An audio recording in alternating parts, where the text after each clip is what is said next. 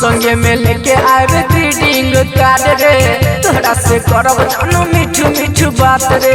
तोरा से करब जानो मीठू मीठू बात रे संगे में लेके आवे ग्रीटिंग कार्ड रे तोरा से करब जानो मीठी मीठी बात रे छोट छोट मना करे करतनी तोहके मिस दे रे पजली अपना गोरे गोरे गाल पति है की सरे रे कजलिया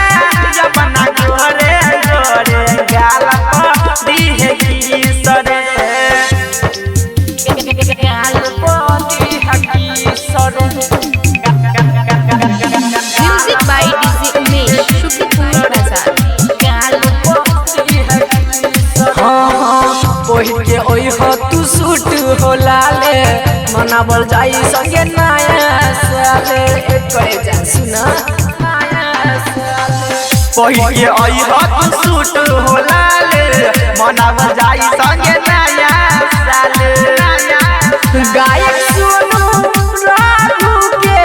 दिल के नाली है की सदे दे कदली अपना गोरे गोरे गाल पति है की सदे दे कदली अपना गोरे गोरे गलिया पति है की